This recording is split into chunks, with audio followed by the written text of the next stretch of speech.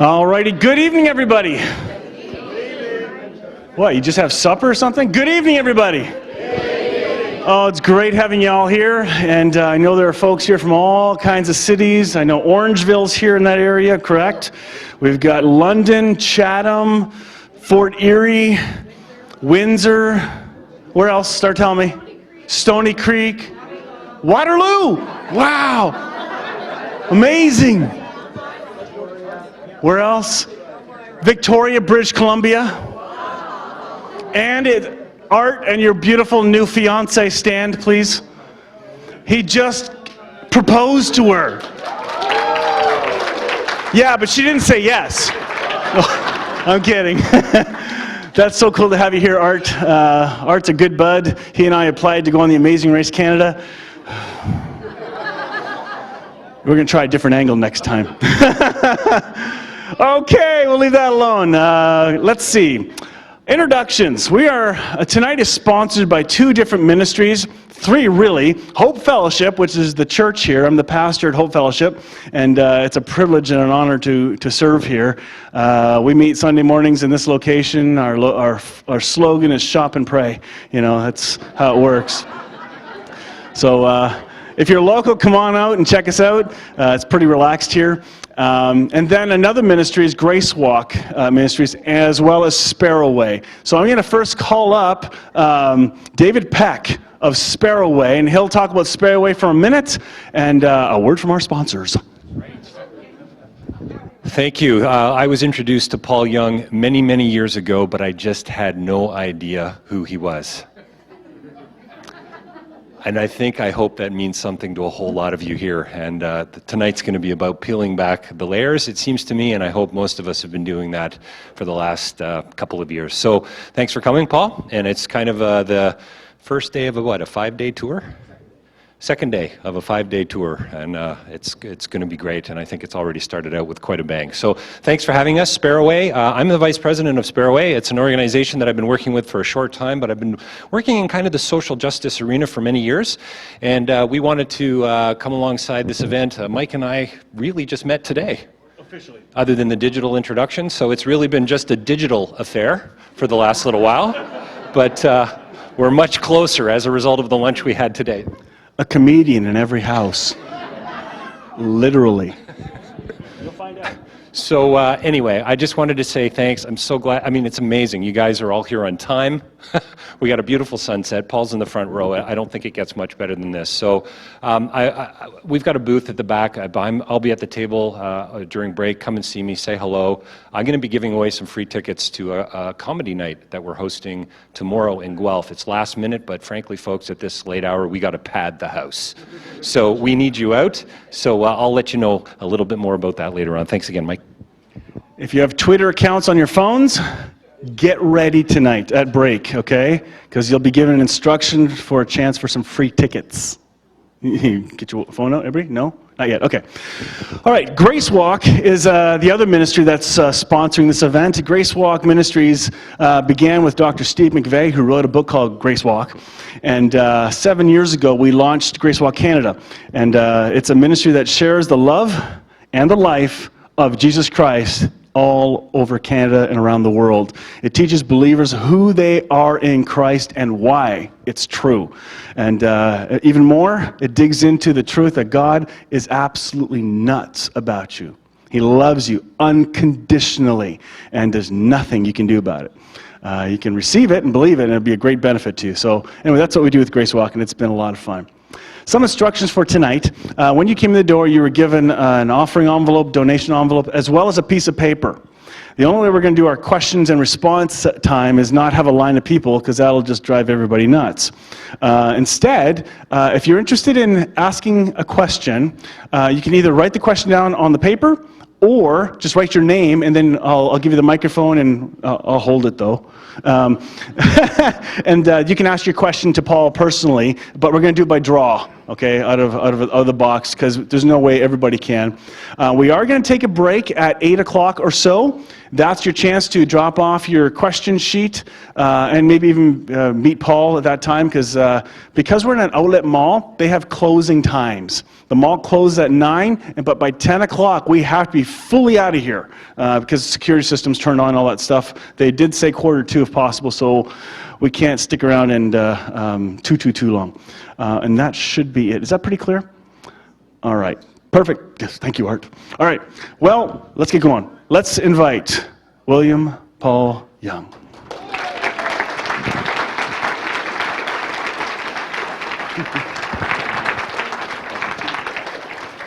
Oh, yeah, take your mute off. There you go.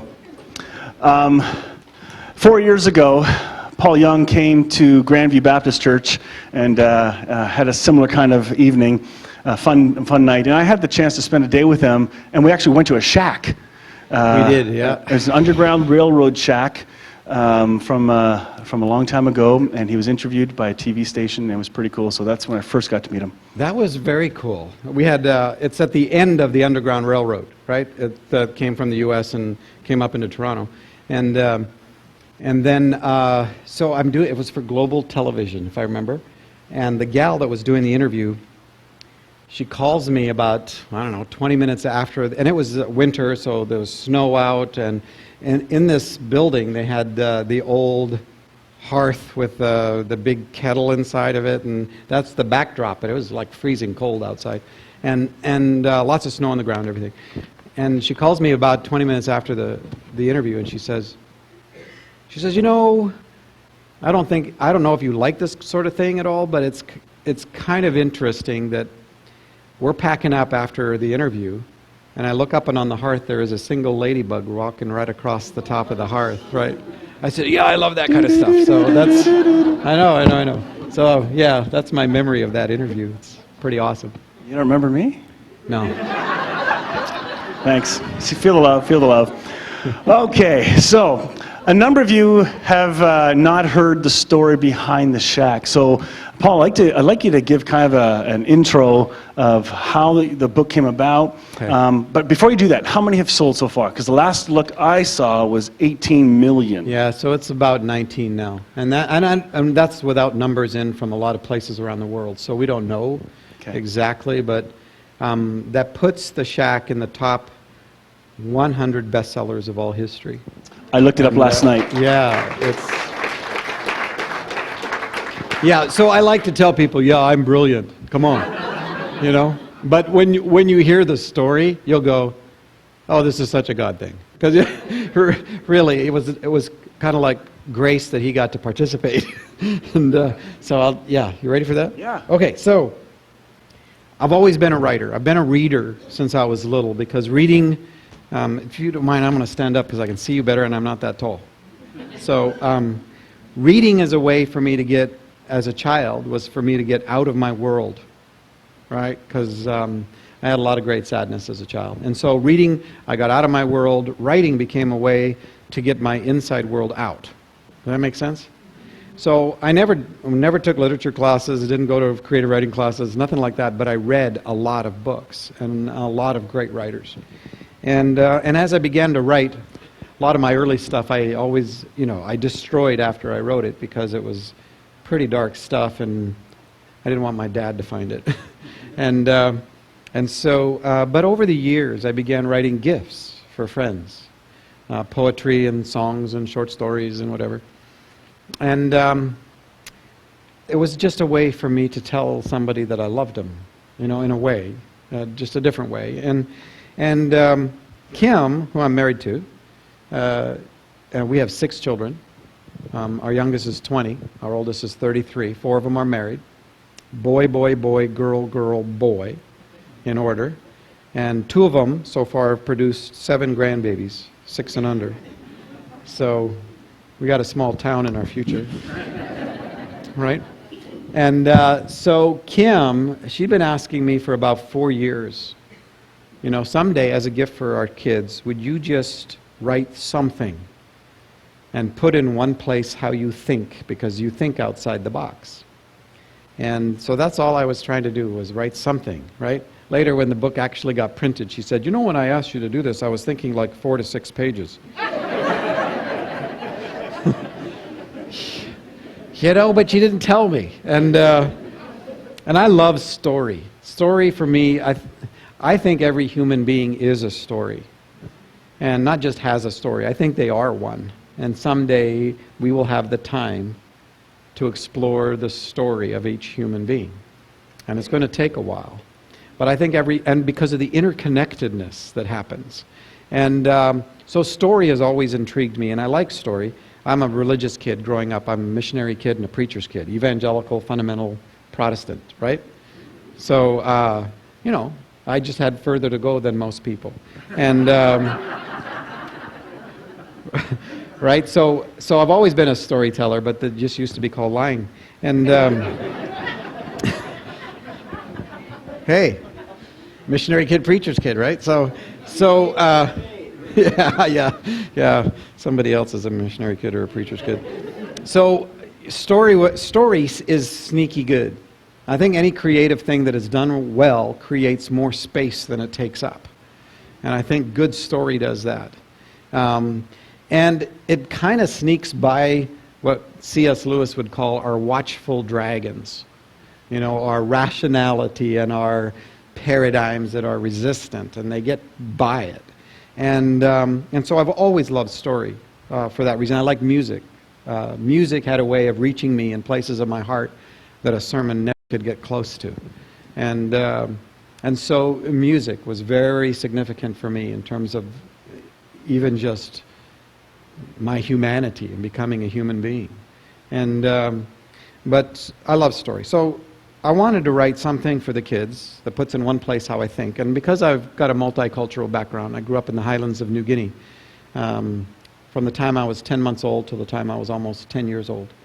At 6, I went to missionary boarding school on the coast of New Guinea. But New Guinea is a very unique place. And when you grow up somewhere, you think it's normal. I grew up around cannibals. So I thought everybody did. I've since learned that everybody does. They're just kind of different, So I got to tell you, I was on this interview. I was doing a television interview, and this gal, and not to stereotype at all, but she was very blonde. And, I'm being interviewed by the face, right?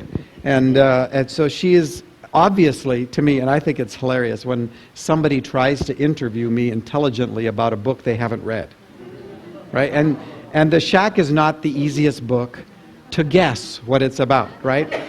And okay, they read the back cover, that's about it, right? And on the back cover it says that I grew up in New Guinea, and obviously she Googled New Guinea to find out that that they were cannibalistic. So in this interview she says, "So, is it true you grew up around cannibals?" And I'm thinking, red flag. I mean, come on. You're just inviting this, aren't you, right? And so I said, and it's being taped, so I know that they're probably going to edit it out, right? So I said, yeah, it totally changed my view of finger food.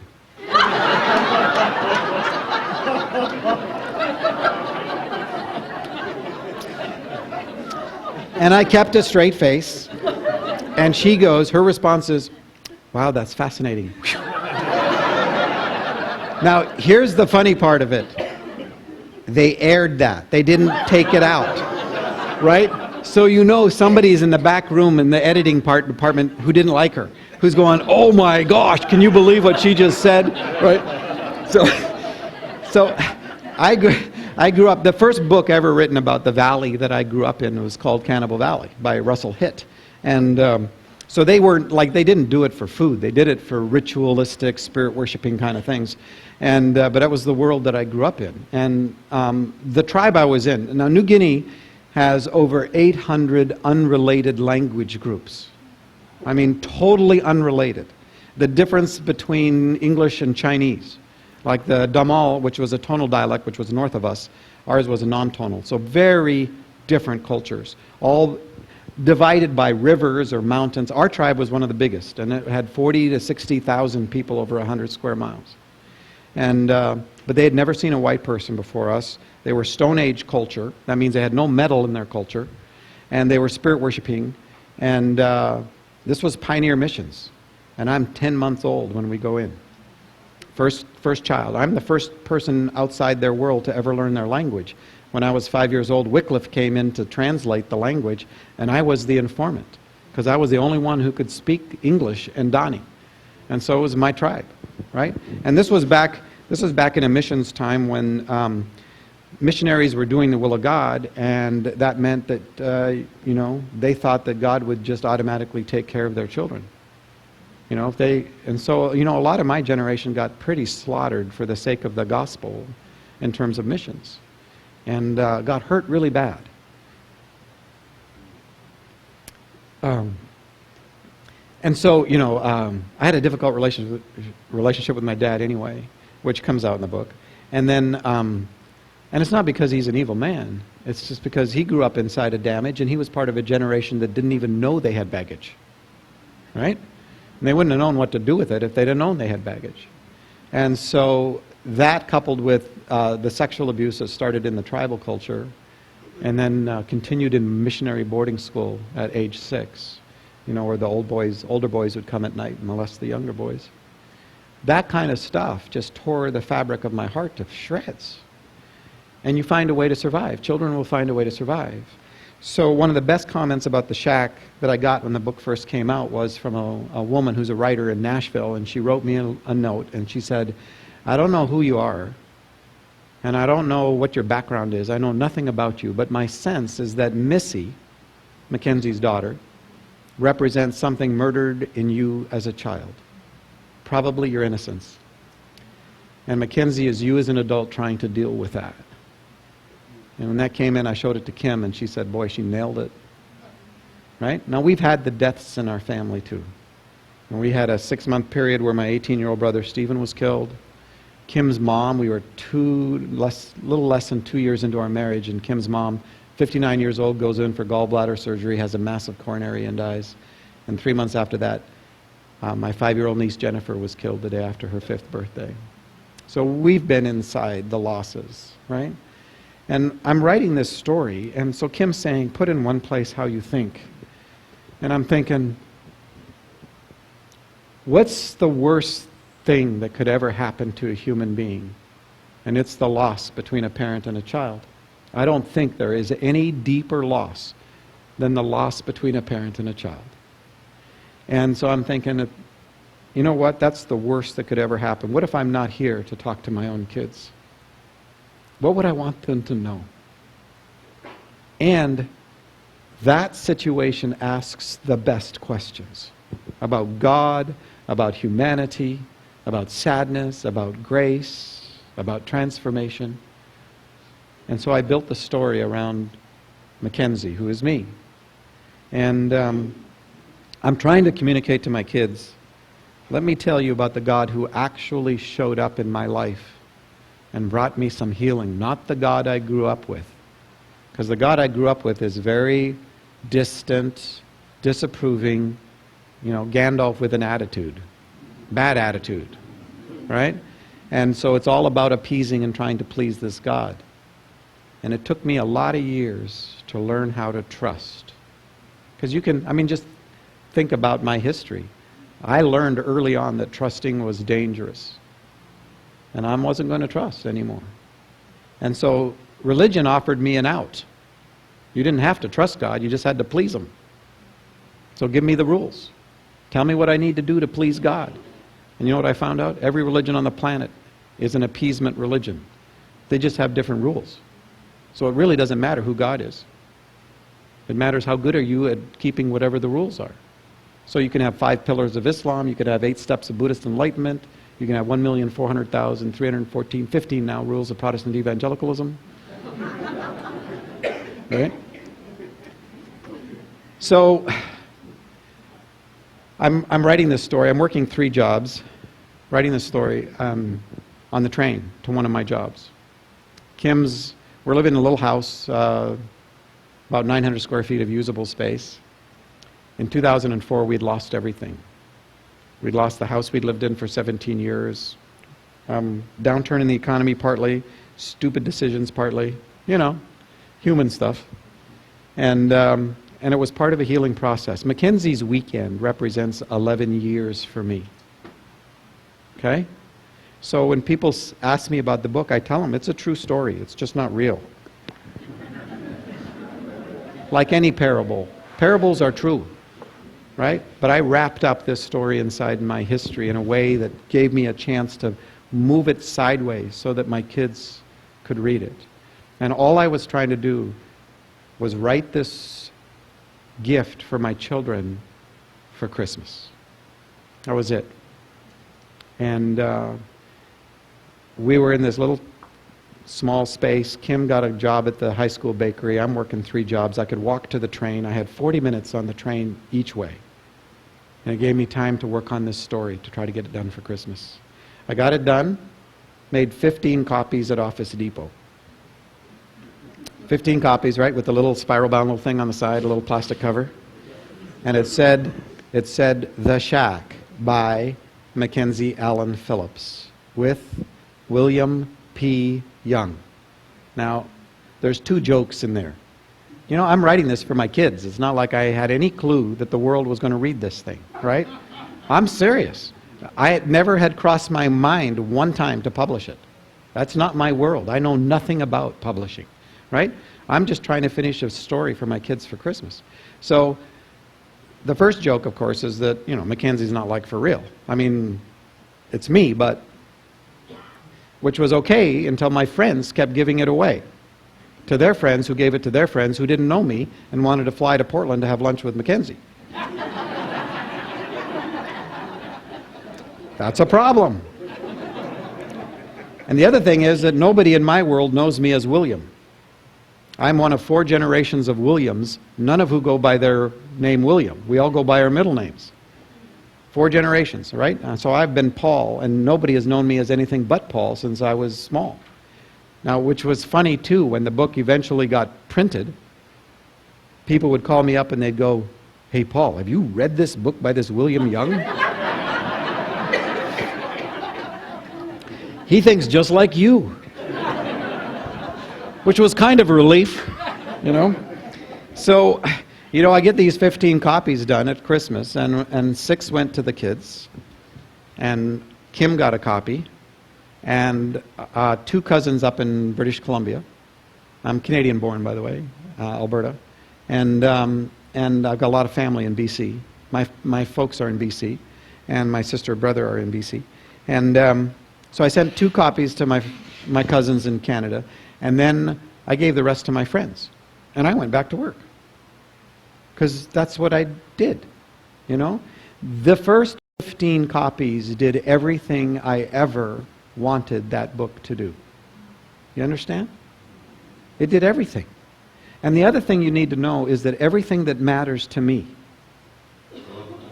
identity, worth, value, significance, security, meaning, purpose, destiny, community, love, everything that really matters to me was in place before I wrote the book.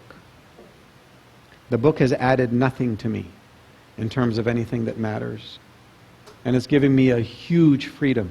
I am so glad I didn't write. I couldn't have. But if I'd have written this 20 years ago, it would have destroyed my life. Right? Because I would have thought, I can get identity from this. I can get security. I can get a meaning and value and significance. And, you know. But all of that was in place. And we had nothing. You know what I learned? You know what the opposite of more is? Enough. The opposite of more is enough. And when we lost everything, which was part of the healing process, by the way, there's nothing like helping you deal with the fear of financial insecurity like losing everything. I mean, it's like, that's what I was afraid of, right? Because everything that mattered was still there, right? And I learned that we had enough. Every month, sometimes $17 in the bank, we always had enough. And it totally freed me from that fear. And it's kind of a painful way to do it, but still, I'm very grateful. Wouldn't want to go through it again, but I'm very grateful. So, 15 copies to my friends and all this. I go back to work. My friends keep asking me if they can give it to their friends. You know, you give a book to your kids for Christmas, it's kind of like, oh, thanks, Dad. We'll get right on that. You know? So it took them a while. But my friends were kind of all over this thing, and they were giving it to their friends, which I thought was very kind of them. Because, you know, my friends and my family always loved what I wrote. But they're my friends and my family, you know? It's kind of like, well, of course they are, you know? And that's why, you know, your friends and family will tell you that whatever you do is the best thing they've ever read, right?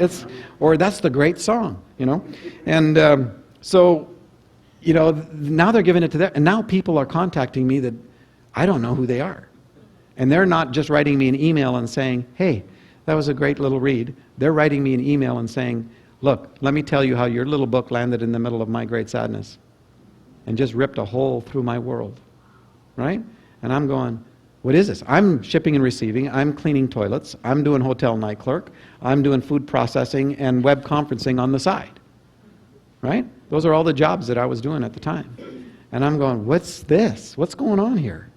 Right? Because they want to fly and meet Mackenzie for lunch. And so I had to tell Mackenzie he couldn't be the author anymore, and he was okay with that. So, but here I'm working in a warehouse, and the book is just kind of finding its way out, this little plastic spiral-bound thing. And then we make 15 more copies because my friends want to give it to their friends. So now there's 30 copies out there somewhere. And it ends up in the hands of some guys in California, 3 of them, who want to make a movie out of it. Really? A movie? Oh, yeah, sure. Right? I'm working 3 jobs, like they want to have a conversation about making a movie out of this.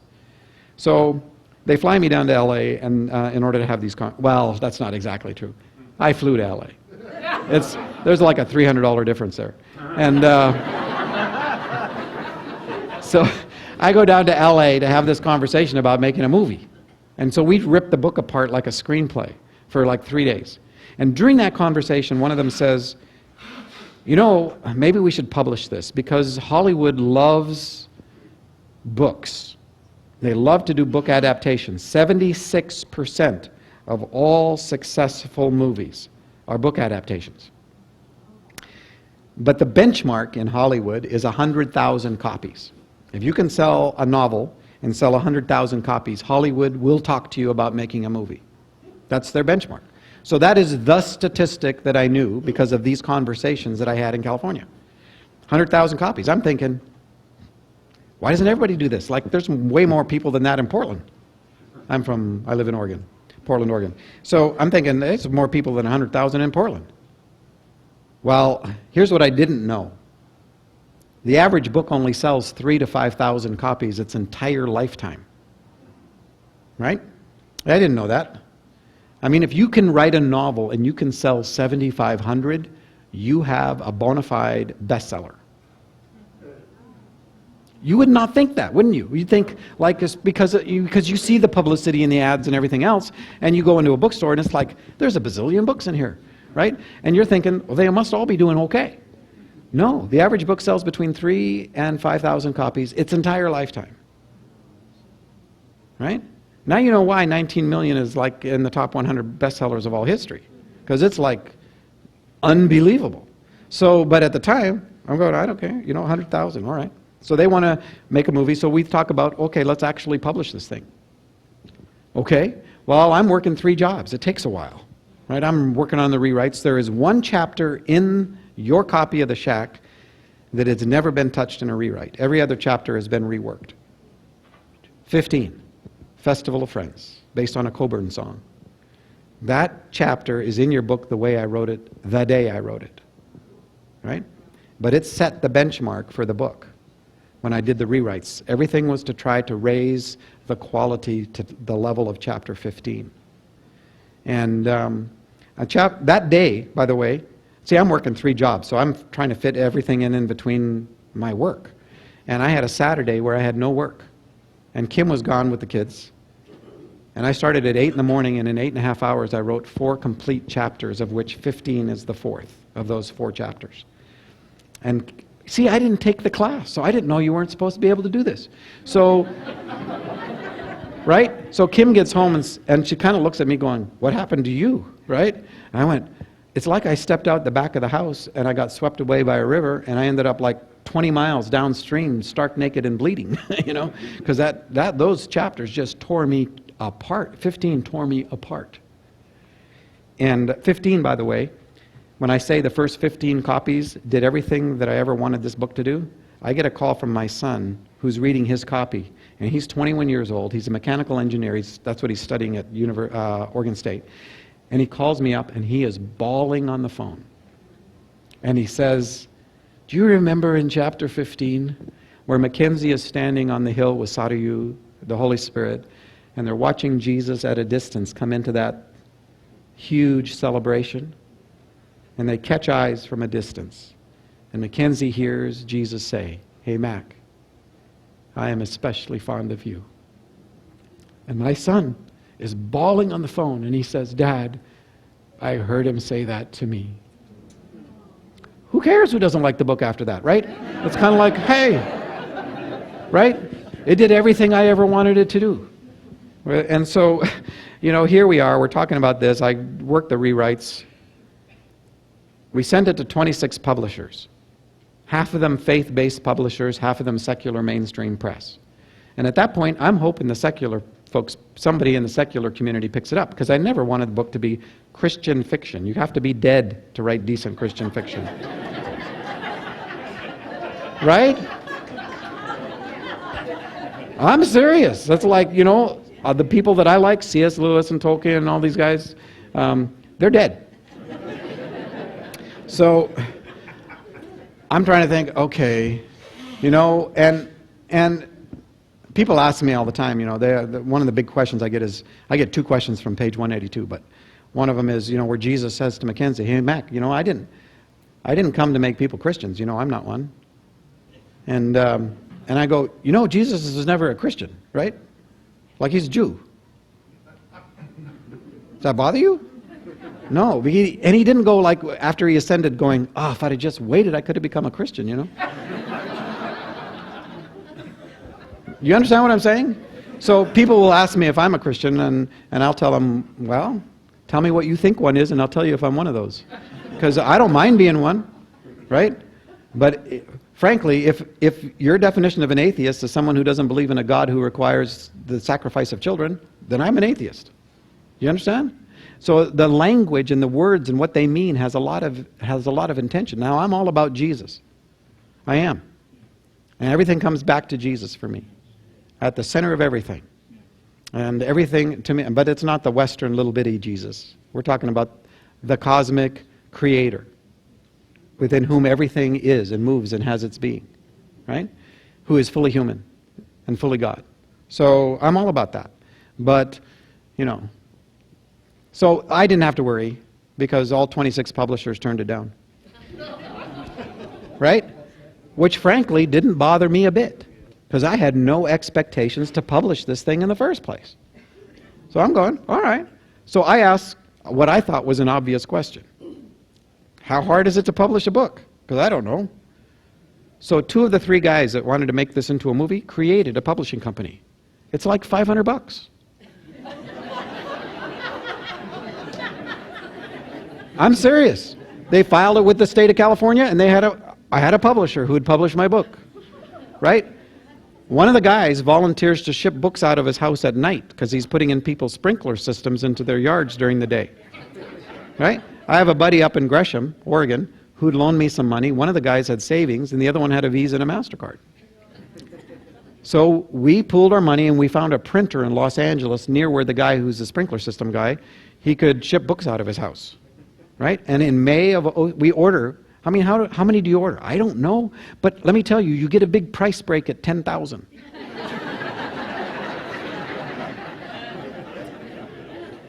Right? So we ordered 10,000. Now we were told later, that's 8,000 in your garage after 2 years. Right? Because you run out of friends and family. So, but I didn't know that. So I'm working 3 jobs. Now our goal, here's our goal. If we can sell like 10,000 copies in 2 years, Then we can work our way up to 100,000, and then Hollywood will talk to the guys about making a movie. That was it.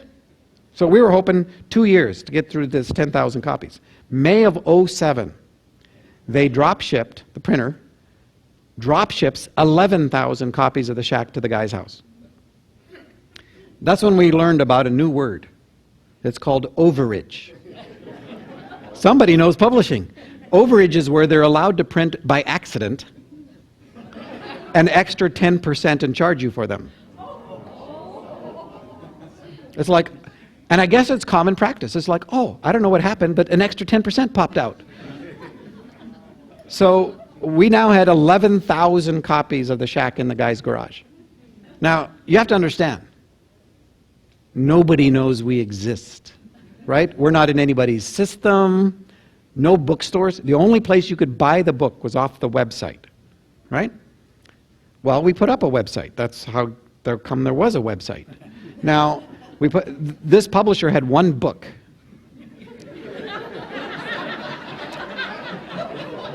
The Shack by William P. Young, right? Now, so we're hoping 2 years will generate enough interest, you know, but we have no money because we spent the extra money for the extra 1,000 copies, right? But two of the guys had a podcast, you know, a podcast, internet radio thing, and on the podcast, which they did 45 minutes a week, that's all. But it went to 150 countries.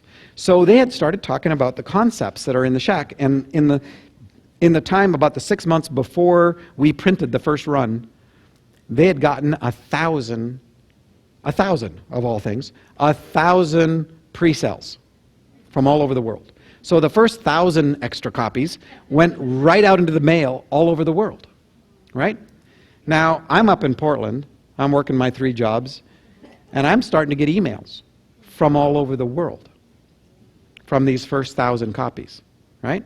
May they drop in the garage, ship out the first 1,000 copies. In 3 weeks, I'm starting to get emails from South Africa, from Ireland, from Australia. In fact, I'll tell you 2 of the first emails that I got. One was from Australia, and it said, you don't know us, but your book has landed in the middle of our community's great sadness. You see, 11 members of our family have been sexually abused by our stepfather minister who just passed away, and the community is scrambling to save their memory rather than help us who've been so hurt. Your book has given us a way through this. 7 of us have been through The Shack already, 4 to go. That's one of the first emails I got. I get another one from Edmonton, Alberta, and it's got one of those, it's a photo, and it's a photo of a roadside memorial. You know, when somebody has been killed in this case, it was a 2.5-year-old little girl who talked her dad into going to get an ice cream cone, and both were killed by an 18-wheeler. Right? And so they had created a memorial along the side of the road. But the reason they sent me a copy of the picture was that somebody on the post next to the memorial had bungee corded a copy of The Shack. Right? And you start to think, okay, so what's really going on here? Because again, the book is starting to rip into the hearts of people. Well, we're hoping to get through 10,000 copies in 2 years, or 11,000.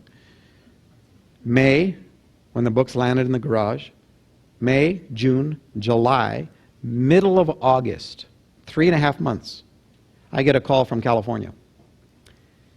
Hey, Paul, we need to order some more books. See, I knew we were giving away a bunch.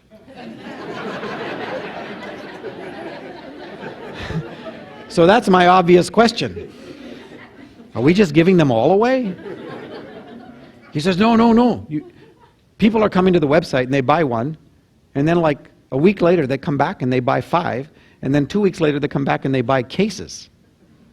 I went, what? Well, how many should we order? I don't know. So we ordered 20,000, and they delivered 22,000.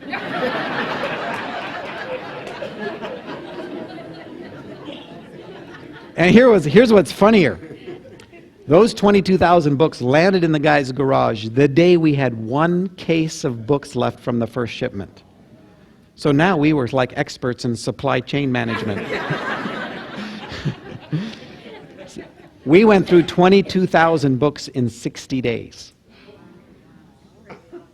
We then went through 33,000 books in 30 days. And I'm thinking, why doesn't everybody do this? What's so hard about this, right? Because everybody's telling me how terrible the publishing industry is, and nobody would publish my book anyway. So I'm going, I don't have a clue. You understand? I don't have a clue. About this time, the 26 publishers who turned us down start showing up.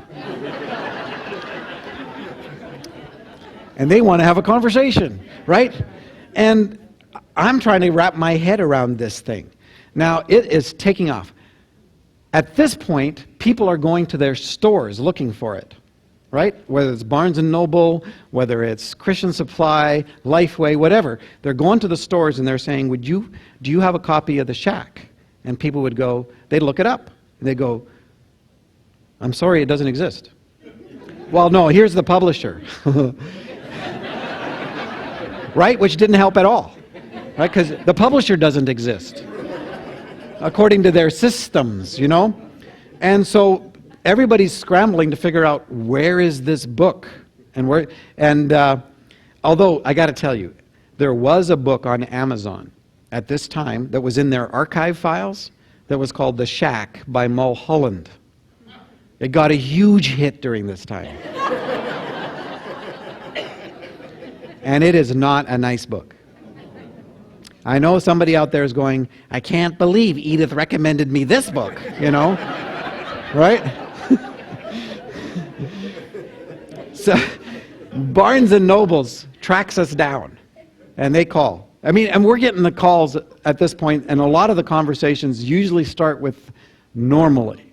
That's the word that that's what they'd say, normally, and then they'd tell us, what's going on. And we were getting these calls. Before we got the Barnes & Noble, we get a call from Australia. It's 2:30 in the morning. And they call the guy who's shipping books out of his house at night. And the guy goes, is this where I can buy copies of The Shack? He's from Australia, right? And he said, yes. He says, well, it turns out he's 85 years old, right? And he doesn't have a job. He doesn't have an email account. But he ran into one of these copies that had gone out there at the beginning, and it had so upended his life that he wanted to find a way to give them away. So he was trying to contact us to say, can I get copies, right? And so we helped him. We helped him set up an email account and a bank account in Australia, right? And he would find odd jobs, whatever he could find, and he'd turn it and he'd put it in the bank and wire, and we would send him books.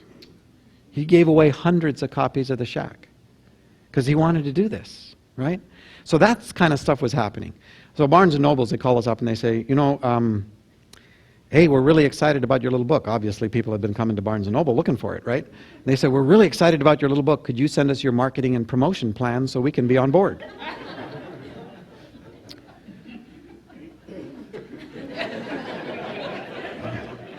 And we told them, well, we don't really have one of these. Actually, we don't even know what one looks like. Do you have a one that we could cut and paste?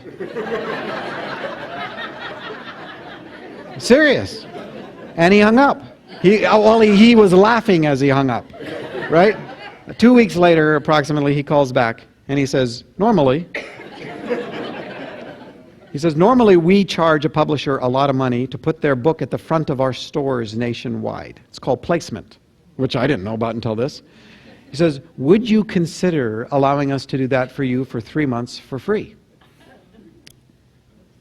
Well, let me pray and fast about that one. It's kind of like, okay.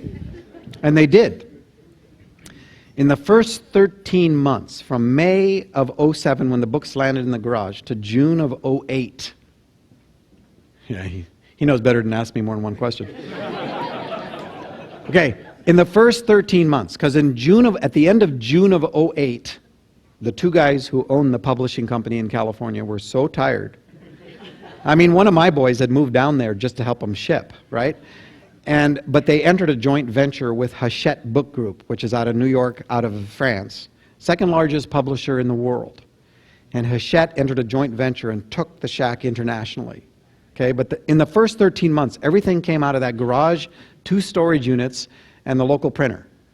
And in those 13 months, we spent less than $300. We think it's $246 for an internet ad that never ran. But we spent less than $300 in marketing and promotion, and we shipped over 1 million books. I mean, we are brilliant.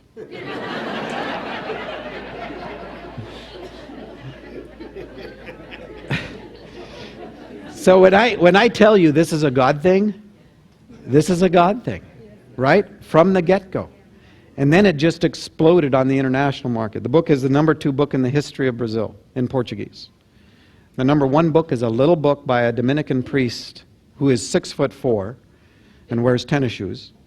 I met him. We were at the same book fair in Rio. But the number 1 book is called Agape. Right? It's a little book about the love of God. And The Shack is the number 2 book in the history of Brazil, the number 1 by someone who has written a book that is not Brazilian. Right? The book is the book of the decade in Croatia. They've dubbed it the book of the decade. They publish it in their national newspaper as a serial over 3 weeks. And the Ministry of Culture in Croatia has asked me if I'd come and talk to the nation. Right? Come on. I made 15 copies at Office Depot. Right? And those 15 copies did everything I ever wanted this book to do. I am thrilled to participate in this. I don't understand it at all. But I'm okay with that. I'm okay. And if it all went away tomorrow, my wife would tell you, my kids would tell you, my friends would tell you that not only would I be okay, I'd be great. Because everything that matters to me was in place before I wrote this. You know, this is one of the beautiful things that's happened around this story. I was 50 years old before I was able to write this. And it took me all of 50 years to wade through my stuff. Right? And I didn't really start till I was 38. And thank God I married a woman who wasn't a meek, mild, submissive Christian woman. Right? Kim and her 5 sisters are called the Force. And may the Force be with you.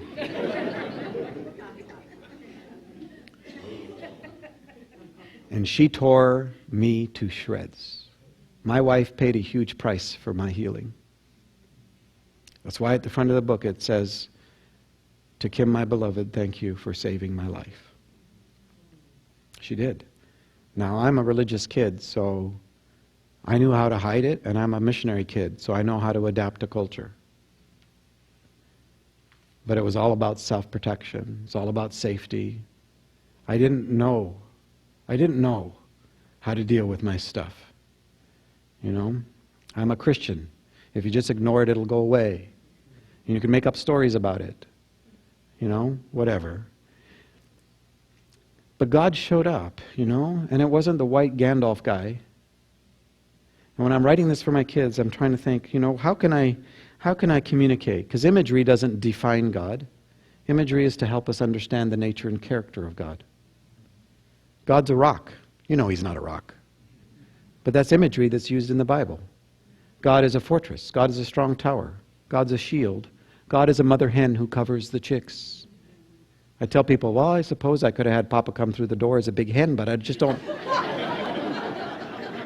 I don't think it would have done the same thing, you know? God is a woman who loses a coin. God is a nursing mother, Isaiah. God is a man who is walking down the road and someone has thrown away a newly born little baby girl. This is Ezekiel. And he takes in this little girl and raises her as his daughter and falls in love with her and marries her, and she betrays him. And his love is never ending for her. Ezekiel. Right? We have all this imagery. God is male as a father. But you know that the name Ruach, Holy Spirit, in Genesis chapter 1, verse 2, and the Spirit hovers and flutters over the deep. Ruach is feminine, and the verbs are all feminine. Do you know the word mercy that dominates the Hebrew Scriptures is the same word that comes from the same root as the word for womb. There is a maternal nature to God, as much as there is a paternal nature to God, and I don't want to lose either. I don't want to lose the fatherhood of God, but I don't want to lose the mother nature of God either. And so I tried to wrap up imagery in a way that I felt this is the God who showed up in the middle of all my lostness, spun me around and said, I'm in the middle of your shack. Because the shack is the house on the inside that people help us build. It's the broken heart. It's the shattered soul. It's the house on the inside. And some of us, we didn't get good help building the house on the inside. And so we drug out a few pieces of wood and we built a facade outside the shack. You know a facade, the little piece of plywood that they make look like real buildings on movies? Little piece of plywood that I could paint as fast as I could pick up people's expectations. I didn't want anybody in the shack because that's where I stored all my secrets. And that's where I hid all my addictions. And I thought if somebody finds their way inside this place, they will hate me as much as I do. And I lived from the outside in because I had nothing on the inside. I became a person, and I wasn't trying to be duplicitous. I wasn't trying to be dishonest. I was hoping that if I could do this perfectly, someday the facade would become a real boy. And I had to learn that God loves the shack, not the facade. And I gave him everything I thought he wanted. I performed as good as I knew how. Thin layer of perfectionist performance covering up an ocean of shame. And my 11 years started with a phone call from Kim. January 4th, 1994, about 2 o'clock. And my facade came crashing down. And it took Kim and I 11 years to heal. Through the end of 2004. 11 years before I could say, you know what? I'm the same person in every situation. Whether I'm in a hotel room by myself, I'm with my grandbabies, I'm with my friends, I'm with strangers. I'm the same person. And I didn't know that was possible. End of 2004, I could say, I don't have any secrets. There is nothing you can't ask me that Kim doesn't know and my children don't know. I don't have any secrets. I don't have any addictions. And I'm not talking porn and all those kind of ugly, sick ones. I'm talking gold-chained addictions like pleasing my dad, like doing something significant for God. You know, the gold-chained religious addictions. And in 2005, I finally felt healthy enough as a human being to do something that Kim had been asking me to do for 4 years. Write a little story. Write something for the kids for Christmas. Beginning of 2005, when I started working on this, at the end of my 11 years, I had two prayers left. You know, I used to have a lot of prayers, but I had a couple left. And one of them was, you know, Papa, I don't want to be an old man one day looking back at my life and wondering, what would it have been like to take the risks involved in trust? What would it have been like to let go of control? I don't want to be that guy. And my second prayer is, Papa, I'm never going to ask you again to bless anything that I do. See, I'm a religious kid, so my whole life has been trying to get God to follow me. Come on, I got this great idea for me. For you, it's for you. Come on, follow me, you know. And what I've learned is that God will follow us because He'll never leave us or forsake us. But when it's our adventure, He won't do anything. And I'm done with that. And so my prayer was, I'm never going to ask you again to bless anything that I do. Because see, this is a God of participation. This is a God who's never done anything by Himself. There's always been three. And we're made in the image of this God. And I believe that this God loves participation. And so I said, you know, I'm not going to ask you to bless anything that I do, but if you've got something that you're blessing and it would be okay for me to be a part of that, I'd be all over it. And I don't care if I'm cleaning toilets or shining shoes or holding the doors open for other people. I just want to know at the end of the day, you did this and you asked me to participate. And I'm praying that the whole time. At the same time, I'm working on this story on the train for my kids, not knowing they're related at all. And I look back and I think, you know what? God has got such a great sense of humor, because that's where humor originates. And God says, well, how about if I bless this little story you're writing for your kids? You give it to your kids, then I'll give it to mine. And that's what's happened. I don't begin to understand this. This is not a reward for a life well lived. My phone call that day that started my 11 years was one sentence. Kim, we just had our 6th child, 94. I'm at lunch with a guy, a friend of mine, and she calls up and she says one sentence. I'm waiting for you at your office, and I know.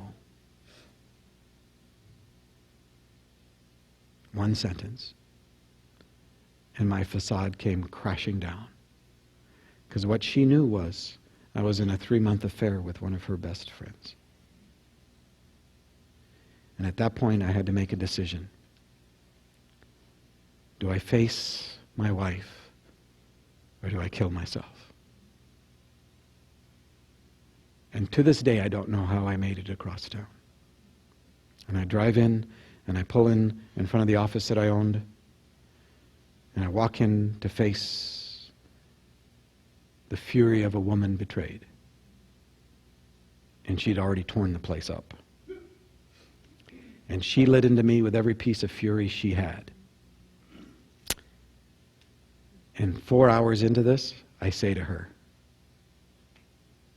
if we're going to do this, I have to tell you every secret I have. And she naively says, bring it on. And it took me 4 10-hour days to tell my wife all the things she didn't know. And it destroyed her. And at the end of those 4 days, she says to me, I will never believe another word that comes out of your mouth the rest of your life. And I believed her. That started my 11 years. The shack is not a reward for a life well lived. Right? This is not some kind of prosperity gospel. This is a God who shows up in the middle of your crap and begins to grow something out of all the mess you bring to the table. 11 years for Kim and I to heal. 11 years before I felt free enough and healthy enough as a human being to write something for my children for Christmas. I did let go of control for the first time in my life. I started in the yellow pages under counseling and started with the A's. And I got to Agape Youth and Family Services, specializing in sexual abuse histories. And I called up complete strangers on the phone, and I said, I need to set an appointment. And I walked in, and Byron Keeler did the intake and said, I got the guy for you, I think, and introduced me to a man who became my friend, Scott Mitchell. And I sat in front of Scott. For the first time in my life, I said these words to another human being. Can you help me? And I let somebody else into my world. And he said, yep, but it'll take 1.5 years. And I said, I'm in. And he said, everybody says they're in when they're sitting where you are. They all bail out right before the really hard stuff. After a couple months, they feel a little more in control. And I said, you don't understand. If I can't find some healing, I'm done. It's over. It was life or death for me. And I said to him, I am not leaving until you tell me I'm done, because I don't even trust my ability to know anymore. I was at the bottom. And one of the things you do at the bottom is you take ownership of what you've done. You don't point fingers anywhere else. You own this. And the second thing you do is you let go of control, where you're not smarter than anybody anymore. And you put yourselves into the hands of somebody else. 9 months, and Scott says, you're done. I'm going, what? He said, we've never had anybody work this hard and stick with it. And he knew it was because it was life or death for me. 9 months, which almost killed me, which is a whole other story. But it did. I would never want that process on another human being, even an enemy. It tears you down to nothing. And you have to find the things that were true all along that you didn't even know were true anymore. And it's quite a process. But out of that, I write a story for my kids. And in God's great kindness and sense of humor, it becomes a story that gives people a language to have a conversation about God that's not religious, but relational. A God who climbs into our great sadnesses, who knows exactly who we are and loves us regardless. Relentless affection that you are not powerful enough to change. That's the story behind the story. To the praise of His glory. I think we're going to take a little break. Mike's coming.